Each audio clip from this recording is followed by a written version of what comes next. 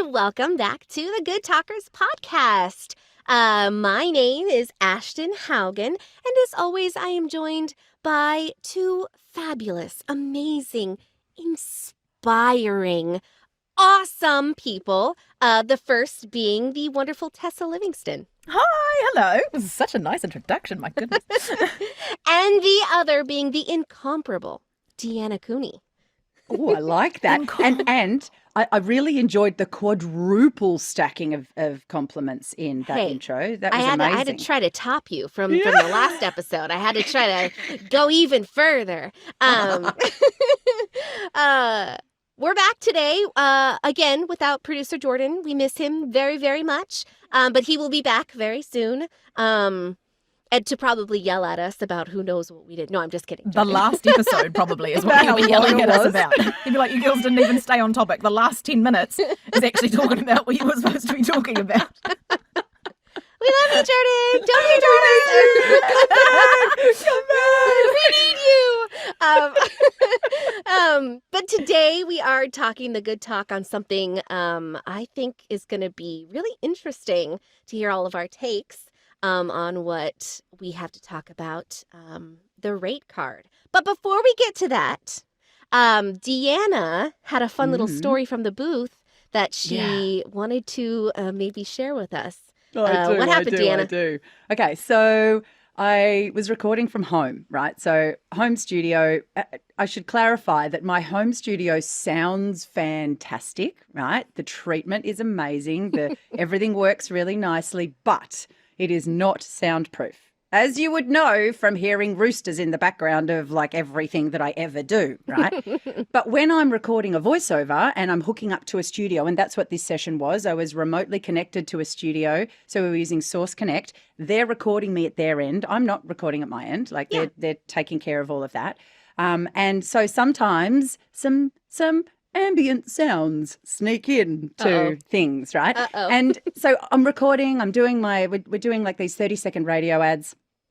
So I'm recording and I hear my cat meowing at the hall door, which is closed because my partner's on the other side of that hall door doing whatever he's doing, right? Quietly, of course. But my cat, she gets her paws up on the door, bangs on the door and yells, right? Like this, right? And just as I was coming to the end of one of the run-throughs of the 30-second commercial, I hear this meow in the background. Oh, no. Nobody else on the other end heard it, though, when it happened. Wow. And so I waited to hear playback to see if the cat noise came in. And the first couple of times that we were playing listening to the playback, it had music.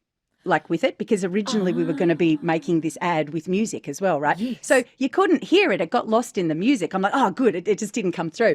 And then the client, who is also sitting on the call, right? So we've got this Source Connect call. We've got me in my booth. We've got the producer in his booth at his house. Well, his like producing space at his house. And we've got client and advertising agency also in, right? Yeah. From their offices. So they're like, oh, we want to listen to this with no music because it's actually quite a serious kind of ad, and we want to hear it with a bit more gravity, right? We want that kind of slightly bouncy music to disappear. So they play the thing, and halfway through one of the lines we hear this meow in the background, right? And I'm like, JB, was that a cat that I heard?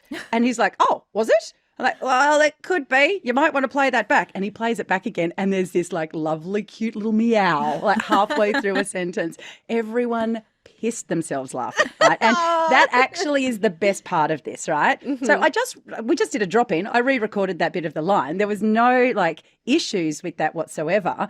But everyone had a really good laugh about it, you know, and for me, that was the best part. Nobody got shitty. Nobody was like, what do you mean? Rah, rah, rah. You know, everyone understands now that there's certain elements that go with working from home, right? You know, no one was naked. My kid didn't run across the back of the screen yelling and shouting. You know, none of that weird shit happened. We just got a little meow in the background. That is so everybody cute. loves it when like cats join the Zoom or whatever. Totally, right? Everybody does. Yeah, it doesn't matter who you are, where you're from. Everybody loves that. Yeah, it was so fun. And I think like a part of it was I didn't get weird about it, right? Yeah. I didn't get like And actually, I forgot this bit. So because I heard the cat, when I finished those takes, I said to them, hey, guys, I've just got a cat in the background that wants to be let into another room. I'm going to go take care of that. I'll be back in 2 seconds, right? Yeah. So they were having a chat. I ran off, did the cat thing, came back in, blah, blah, blah. And then we started listening to it with no music. I'm like, oh, there's the cat. cat So was there was a frame preempted. of reference. Yeah, there was a reference for the fact that there could be a cat. It wasn't like a random weird, like, where'd the cat come from? Everyone already knew about the cat, had a good laugh, and I wasn't weird about it. I didn't go, oh, shit, sorry, guys, I'm so sorry. Oh, I'm ruining everything. Oh. Yeah. And that's really important. So important. Huge. I had one, like, I think I might have talked about this a couple of episodes ago, but in a professional job where I was in a booth and the guy could see me on Skype, on Google Teams. That's that story. She did it again. Shit, I'm gonna get in so much trouble. We were on Google Teams or Meet or Google Video, The thing. and my lower back kept trying to seize. So like in between takes, I'd be like, "Oh look, don't mind me. I'm just gonna bend over." I'd be bending over, like trying to stretch out my back, but like because you're not apologetic about it, you're just like, "This is all good. This is what I have to do. This is just what has to happen. I have to do this. Otherwise, I'm gonna seize and have to go to my knees. Like, team, this is a no. Let's just talk about it now." Yes. I love that. I love that you ended up with a cat on your recording. That's I so know. cute. So that is going to be in, like, this producer sometimes like does like a Christmas tape at the end of the year where he like fills it with bloopers and stuff. I'm like, oh my God, that's got to go on the Christmas tape. It has to. Oh my gosh, that is love so it. fun. That is so fun. And does he send out like, I would love to hear all the bloopers because I think that's hilarious. I save my own bloopers, Yeah. by the Me way. too. I do that as well. I have like a Tessa's fuck ups. Yeah, like on a little file. Yeah, that has it all in there. Yeah, I love Yeah. my bloopers. Anyways, I'll do too. something with it fun someday. But Yeah, please do. anyways, so today we are talking the good talk about the rate card. Spicy. Ooh, the rate card, which can kind of be a touchy subject for some people, but Mhm. hopefully we're going to break it down a little bit for you, make it maybe have our opinions maybe not be so scary. It is a tricky thing for a voice artist to work out when they are talking about what do I charge for the work that I do and how do I charge it, and all of that stuff can be really difficult. So let's just start at the very, very, very beginning and talk about what is a rate card. That's Well, a great question. Deanna. It's your price list. Like, that's what it is. Your rate card is your price list. Yeah. That's it. It's what you charge for the things that you offer, the services you offer. And every freelancer in the world has a rate card for the thing that they do, whether it's voiceover or photography or any of that kind of stuff, And I use those two examples because they're the two things that I freelance as, so because it's easier, right? But if you do anything, if you provide any kind of services, you have a rate card that goes with those services. So at its like base fundamental, what the fuck is it? It's just what you charge for your stuff, Right. Easy peasy. The complexity comes in where, like with voiceover and like with anything else, there are tiers to what you do. And I don't mean crying tears, I mean levels, And each of those levels kind of has its own standards attached to it. But even those standards, in everything other than industry specific set standards, those standards are highly subjective Oh, absolutely. and You open can to say lots and lots standards, of conversation. but it's like standards in air quotes. You know what I mean? Yeah. It's standards because nothing is really that standard unless it is, like you said, industry rate or union Union based. Yeah. Yeah.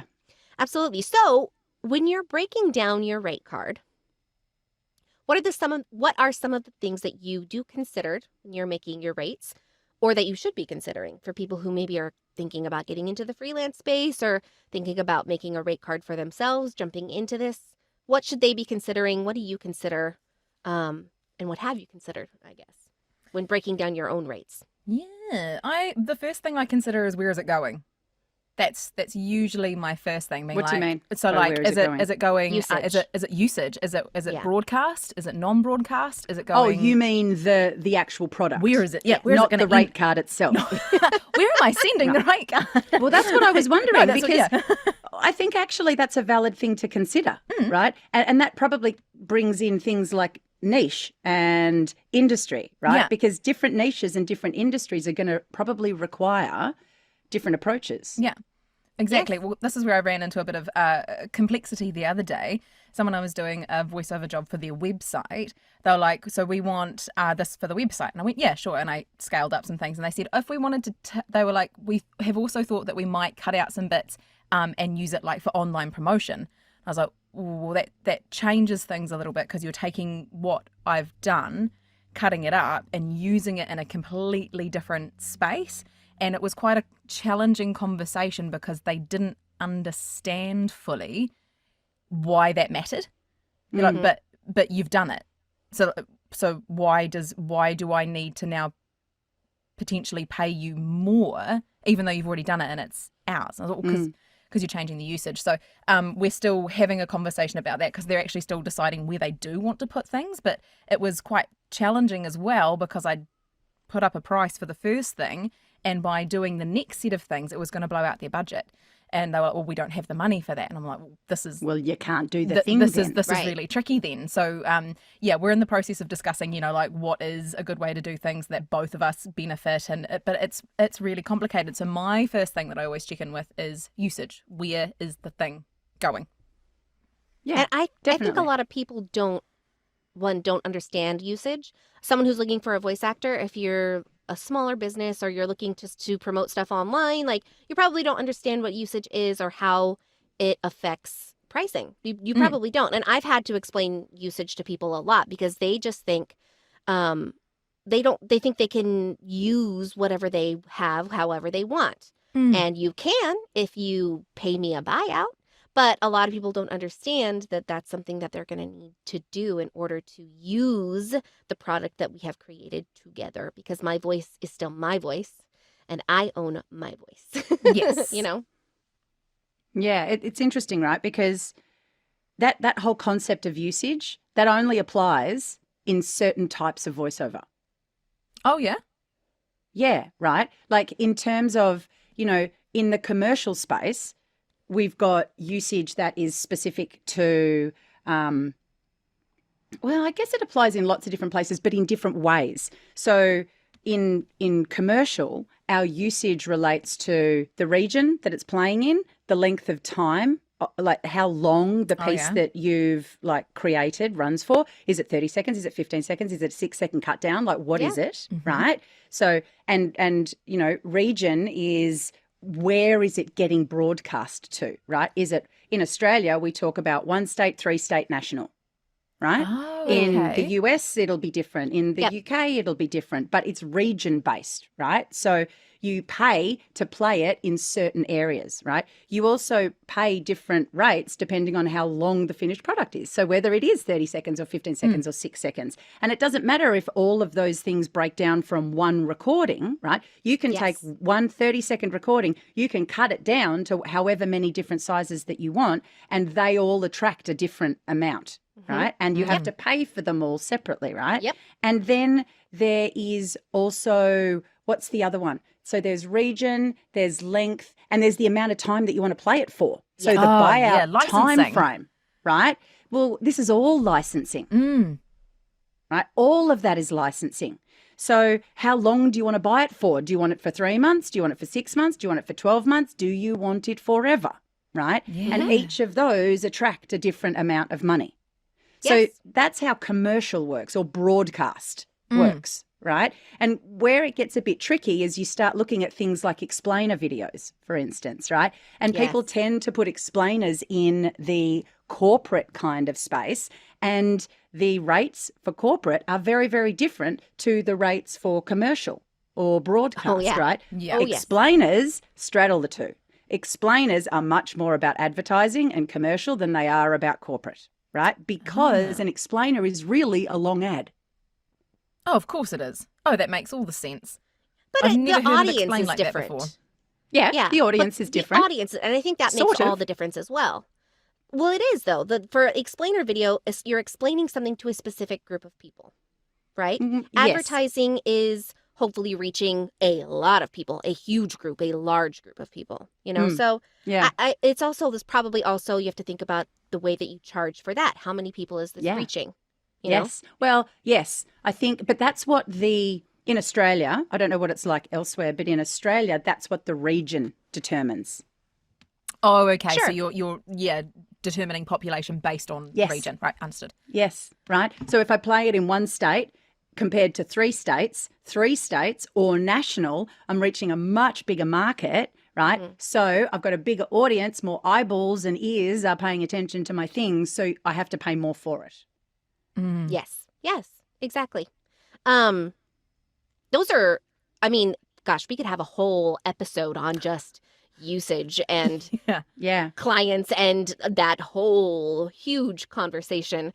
What are some of the other things that you consider when talking to new clients, I guess I would say, or new people that are not, I would say this is probably more for not industry based. So this is not going to be union. This is not going to be your big national commercials, nothing like that. So this is more of the freelance life, more of the little stuff that you're going to do that's doesn't come through your union or your agency, things like that. When you have to make your own rate card, because when you're doing bigger, when you're in that top tier, in that bigger tier, a lot of times those rates are already pre-negotiated, right? Yeah. So you don't really negotiate your own rates. But when you are not doing work for that high tier and you are in a lower tier of work, you are negotiating your own rates. So how do you figure out what to charge? How do you figure that out? Well, I ask it's lots of so questions hard. as a Yes. general rule. Yeah. Before I even decide, like, how much might I charge for this, I ask lots of questions about, and usually it's about how are you going to use this? Yeah. And that, I think, is what you mean when you say usage is a generalized approach to how do I work out what my rate is going to be for you, right? Like, how are you going to use this? Are you using it in a broadcast environment, right? Or is it sitting on your website? Or is it going on your social media? Or is it just like, and it might not even be like, we're talking a lot here about kind of commercial sort of corporate-y kinds of things, but there's a bunch of other niches that you need to work out your rates for as well, like, audiobooks. Like, how do I work out what per finished hour I'm going to charge, or how do I work all of those bits and pieces out? So really asking questions about how are you going to use it, how many people are going to see it. Those things are actually really, really important for me. That's how I form the basis of how I'm going forward. And how long is this thing that you're asking me to record? Yeah. Yes, how many words? So if someone comes to me, and says, so I've done a bit of work, for instance, for, this could almost qualify as audiobook. This is interesting. I have done, it's not really though. I've done some work for a company in Australia that provides sign language versions of books, right? Children's books, wow. informational kind of books, that kind of thing. So what they do is have somebody, they show the words on the screen from the book, and they have a person there doing sign language, reading the book, and then I narrate the thing.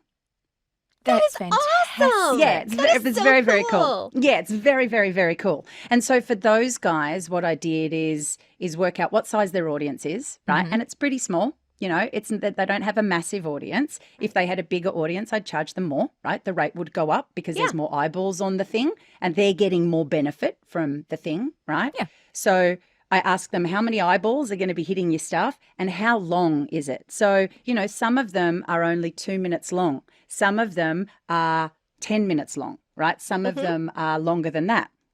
So that's why I say it's not really audiobook, because they're all kind of quite short. But then the number of words is much less important for me in this context than the length of the finished product, because some children's books have hardly any words at all, and other children's books have lots and lots of words. Oh, yeah. But depending on how long it takes to make the thing or how long the thing is. So I did one 5-minute kids book that had hardly any words in it, but then we did another one that was shorter that had more words in it. Right. Which sounds weird. It doesn't sound like it should work, but that's just the way it worked out. And the longer one, I charged them more for than the shorter one with lots of words. And that's your prerogative. It's your rate That's card. fantastic. It's your negotiation. You can do, you can say, hey, this is how I do it. This is what I'm charging. You know what I mean? And this is how it's going to go with me, you know? Yeah. And there could still be room for negotiation with certain clients, of course, but sometimes there's not. Which brings us into our next kind of question or topic about that. And that's talking about if you overcharging and not getting hired or undercharging and not getting hired,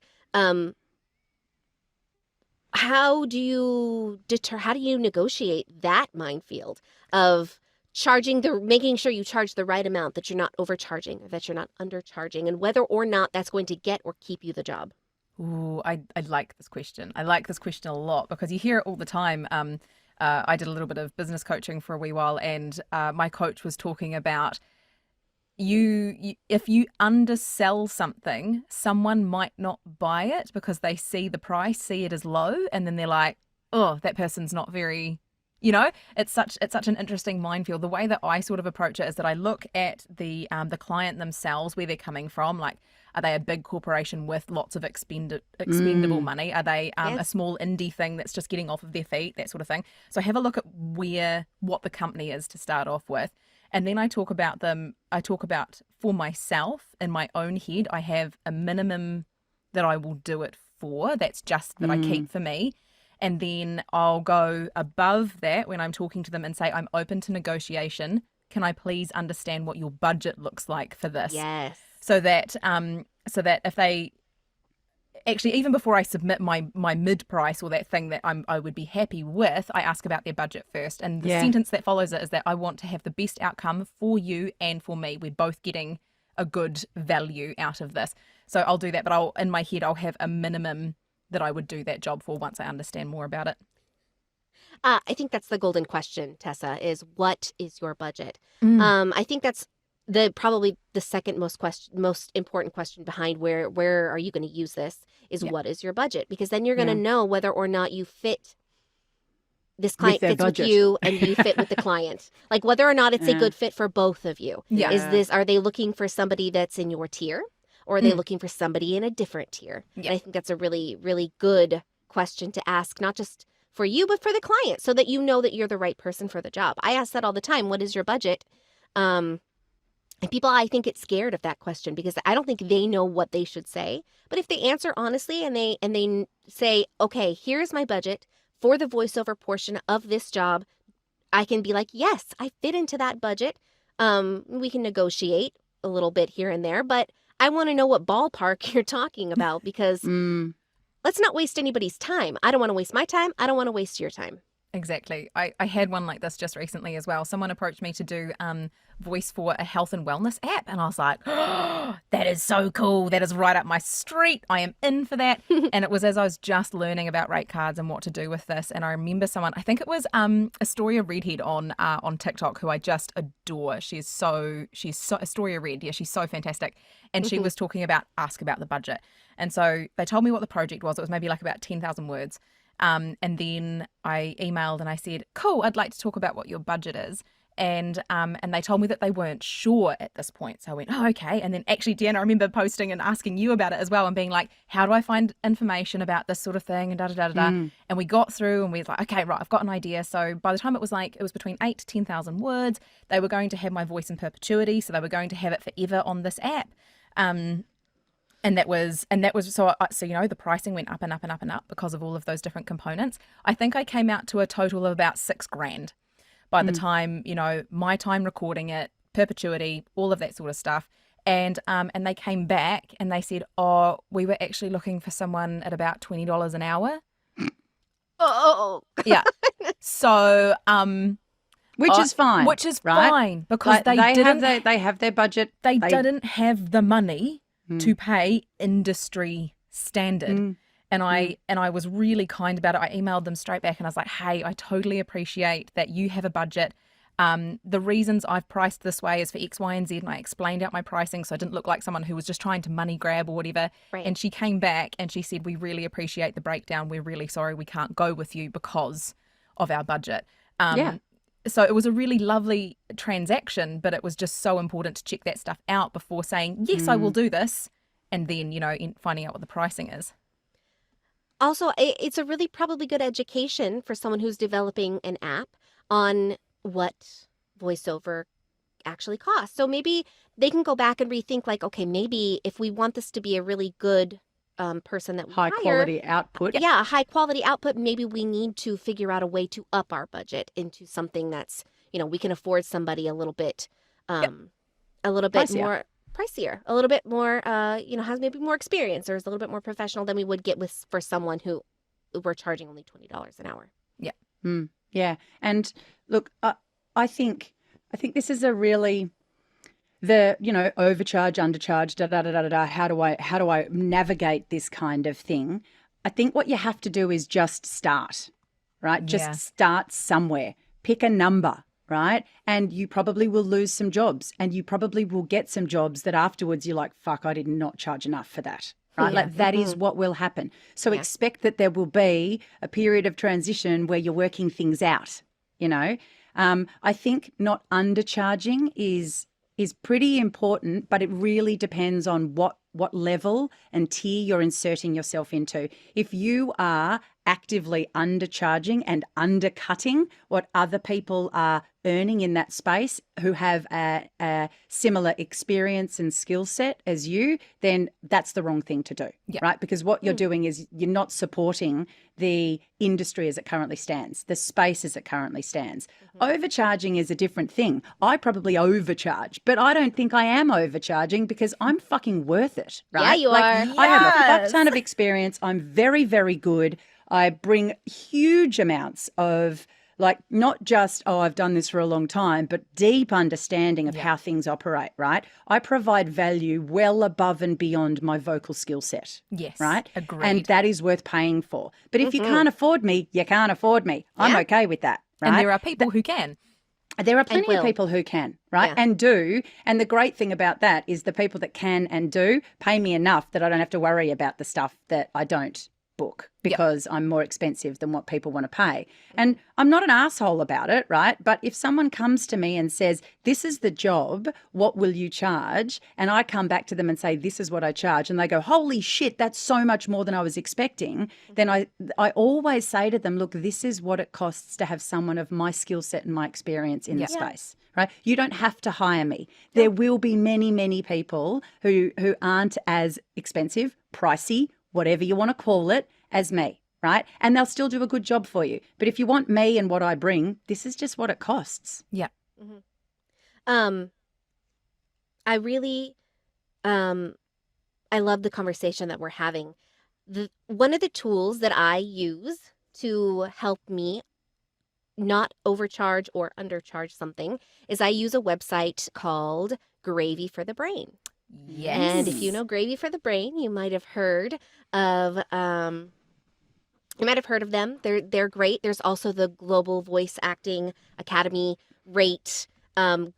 I which literally is just another wrote down one. GVAA. Yep. Because I use that all of the time. Me Yeah. too. If I'm operating outside of the Australian space, I lean heavily on the GVAA rate card and I Yes. cross-reference it with what my Australian industry standard stuff is. And I find a way that kind of crosses over all of those bits, and Gravy for the Brain as well. Right. Yeah. And those are two really awesome tools that you can use even as just starting off points. What I love about GVAA is that it actually has different tiers. If you look at the different aspects of voiceover, you can see the different tiers that you can charge for. And based on your experience and the quality of service you provide, you can determine what tier you think you should be in.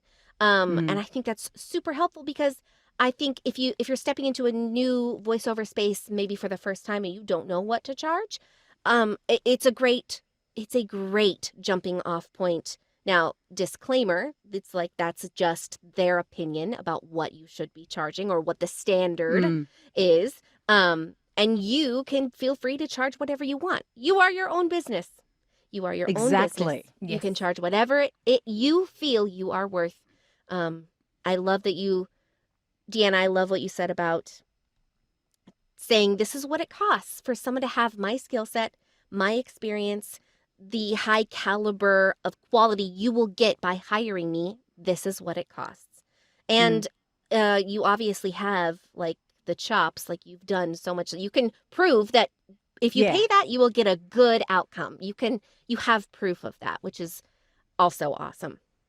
Yeah, I think it's really important. Like, it's pretty hard to walk into a space and go, I want top dollar, but I've got no evidence to support why I should get Right. top dollar. Yeah. Right? Right. That's hard. And Yeah. so for me, I think something that just popped up when we were talking through that bit is one of the sticky weird areas is, when I'm starting, do I just charge hardly anything at all because I'm new? And there's a couple of things to consider here. One is that there aren't any L plates in voiceover, right? If you hang out your shingle as a voiceover talent, you are expected to bring a certain level of professionalism, I believe, right? Absolutely. So, agree. so you want to be charging something that is commensurate with that level of professionalism, right?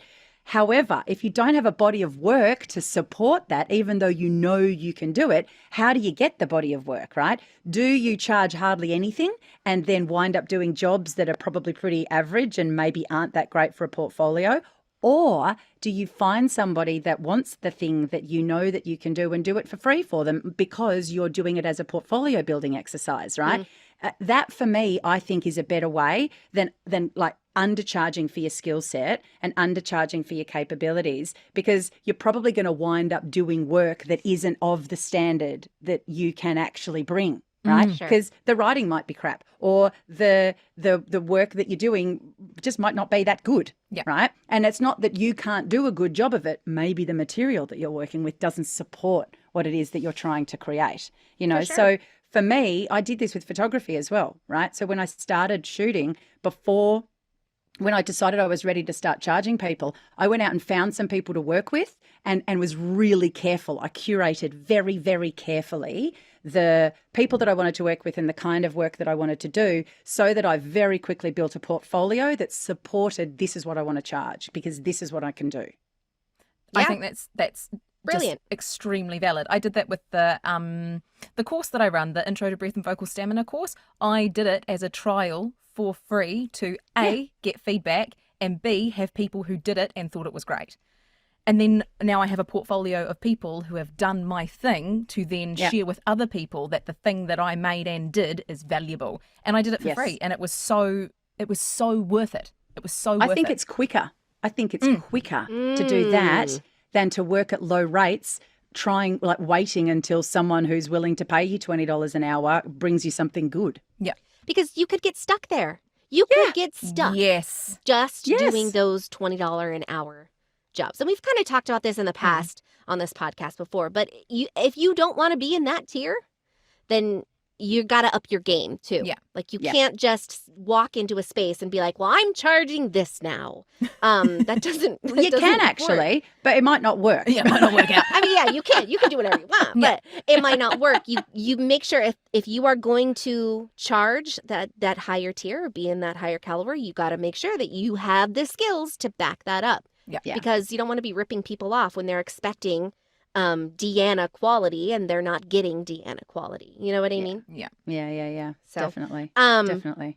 I love this conversation. I think we could talk about this all day long. We're going to have to do another more. episode. Yeah, We we should just talk keep about talking this more. I think this is super helpful, not just to us to discuss, but for a lot of people to listen to, especially people who are just starting out in the voiceover space and literally don't know what to charge or who to charge or how to charge. So I think we could continue this conversation definitely. But right now, we are going to take a pause on this conversation for another episode and move on to Sounds I Can't Make. I'm so excited about this because Ashton and I don't know what it is. Like, I have no often clue.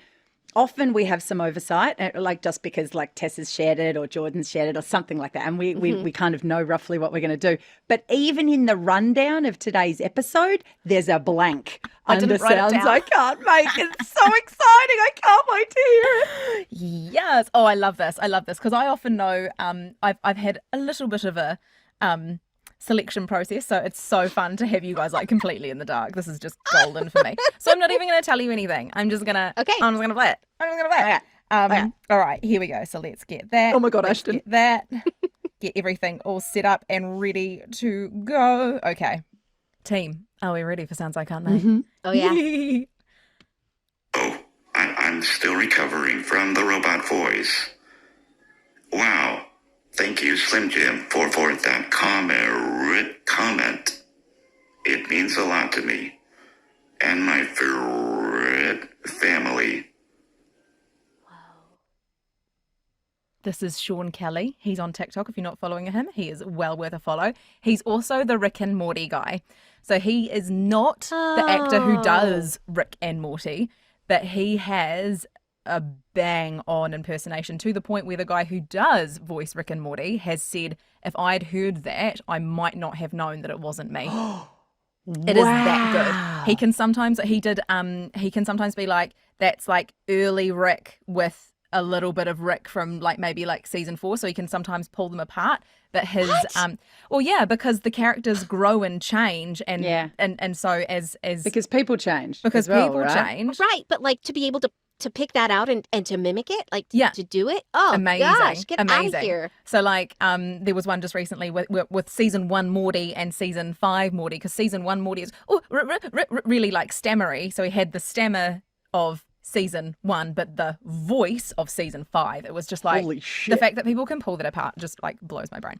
So this is Sean Kelly, and he's really, really clever with his voice. So would you like to hear the beginning of it again? Yes. Sure. Yes I would. I don't know, I've gotten into a habit of saying yes, and I'm not sure why. It's really weird. Hello. I'm still recovering from the robot voice.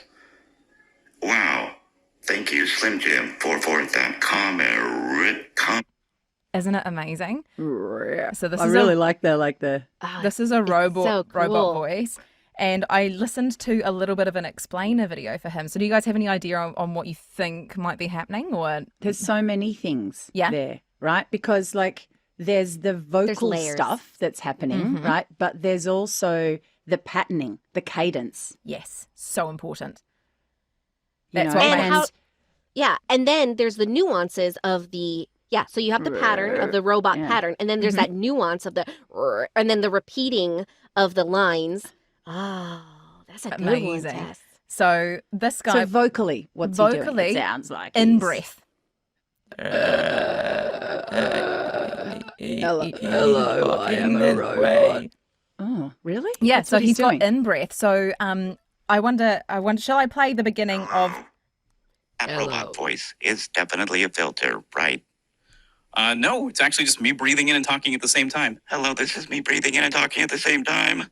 And then over time, you can just like learn how to manage it and, sound more monotone like a robot, right? You can do like completely monotone, like, Hello, my name is Morty Says. or you can go like with the Stephen Hawking route, which is like, Hello, my name is Morty Says. Fuck me. amazing, right? He's Holy practiced that a shit. lot. He's a this is phenomenal performer. yeah. Phenomenal performer. So what I reckon's happening, we've got our in breath, but I think Yep. what's really, really important here is that he is a wide in breath. So there is a lot of pharyngeal space. So pharyngeal team just meaning like throat inside your space. Throat inside your space. Ha! I mean space inside your throat is what I meant. So we need to get lots of retraction, because if everybody does this now and just does an in breath and goes like that, can you feel how tight your throat gets like in an instant? Yeah, right? and you can see it. And you can see it. Whereas when he does it, he's super wide in through his throat. His chest isn't moving, nothing's moving, and he can make that sound. I fucking love this. Going, I'm just trying to like make the space as big as I can. I'm like, Do you know what I reckon will help? Is that if you go, so you do a retracted in breath, so you go like that. because that'll help pull your false folds away from your vocal cords. And you go, and I reckon if you go glottal fry voice, in breath other way, glottal fry in breath, glottal fry in breath. Do you know what I mean? I think that's me going in and out and in and out and in and out then. Because glottal fry has to be so low and relaxed that you kind of want to try as you change your ear flow. Hang on.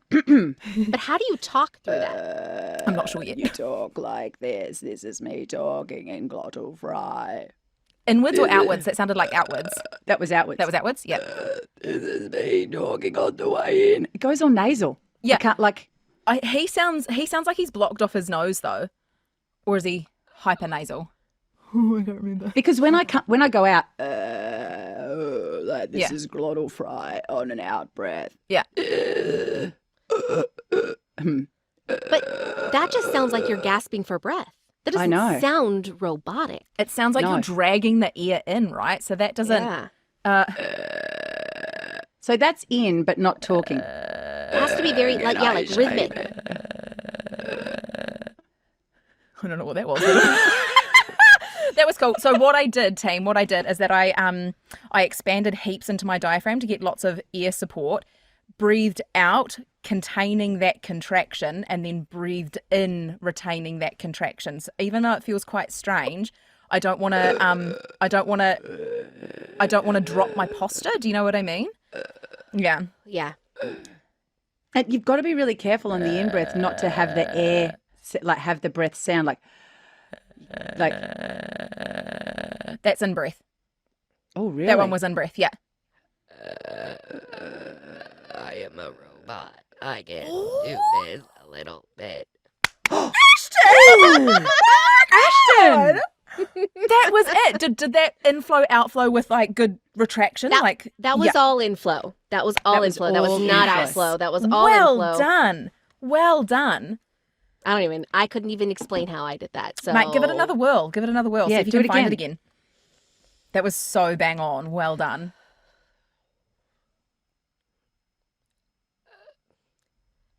Hello, I am a robot and I can barely hold this. But you can hear the nasality of it as well, right? Like That's that's so really cool. interesting. But it's not as bright as his. Definitely not as bright. I go to talk and my breath immediately goes to expel ear. It's really tricky. Well, that's That's for natural. me, it's much easier to just drop into a. But even when I go glottal fry, I have to work really hard not to get nasality in it. Yeah. Because if I'm lazy with it, you can hear how nasal it becomes, right? Yeah. So I have to be very conscious. Yours kind of sounds like Deanna. Like, have you ever seen The Never-Ending Story? Yes, of course. What do you think I am? Okay. I'm a child of the 80s, for fuck's sake. Do you remember the turtle? Do you remember the big giant turtle Yeah. that has like nasal issues? That's Oh, what yeah. yours kind of sounds I'm the nasal turtle. like. Yeah. Nasal turtle. Turtle. Nice. Oh, this is really hard. I think this requires an enormous amount of practice, probably. Absolutely. Go again, Tess. Every time I go to do it, my breath immediately wants to flip to outflow. It's so tricky. Hello. Hello. No. It's easier to get it going Yes, first and then start talking. That's how it was for me. If Do I you could breathe get the all of your ear out? Yeah, I do. I did. Yeah. I did. I mean, mine was not even as close to good as it. But Hello, my name is Tessa, and I feel like I'm running out of breath. I can't take you anymore. In. Yeah. I think probably that's one of helpful the components is probably learning how to create that level of like raspiness or whatever you want to call it with really low rate of inflow. Because at the moment I think we're all breathing in quite like because we're trying to open up wide, we're probably also pulling in heaps of air at once. Yeah. 100% agree. And because you've breathed all of your air out to start doing influx, your lungs are naturally going to want to pull air in. So you're going to Suck have the to air in. Yeah, you're gonna huge have to amounts really, of muscular control in the intercostals as well, right? So you just have to sit and do that on on your in breath for as long as you could. Breathe out, in breath as long as you can. Oh my days. This is one that I Yes. want to practice. This is a layered one. Like, you got to get. I am a robot. Oh, Deanna. Wow. That was good. Done. That was pretty good. You really nailed was- that time the movement of your face. I think That's what it was. is what you have to do to start creating all of those tones. Your face That's what has I to be so did. I just active. started because what I started doing was I started just going very, very low intake of air. And then I started moving my mouth. Why am I talking like this? I ran out of air. That was so great. Can you try that again? This is the final, Yeah. because then we should probably wrap up for the day. Yeah. Do that and just see if you can go and Yeah. because he went because when he went like Yeah. that. Like See the if you can record just scratch. Yeah, that. Yeah. Why are you? Ran out of air. Just concentrating on too many things at once.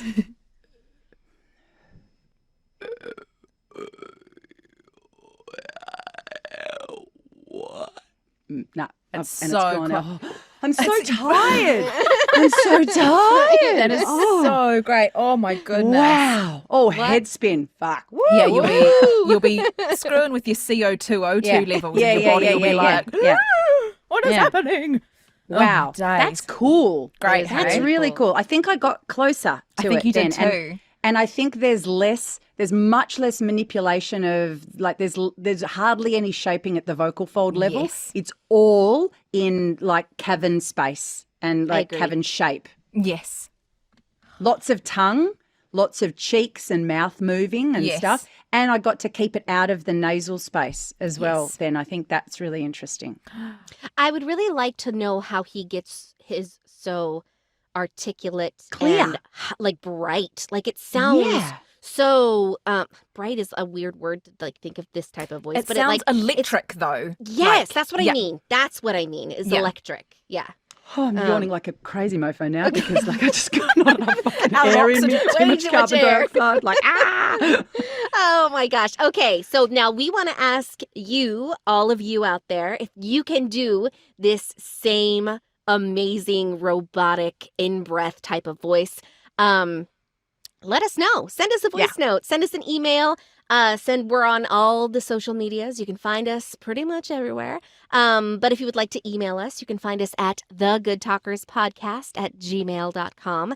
Send us a voice Yeah. note or an explanation of what you think we could be doing different to create this sound. Or if you even have ideas for other episodes or moments from the booth, we want to hear it all. Just send it all to us. We love it when you guys do that. Follow us on Instagram at The Good Talkers Podcast.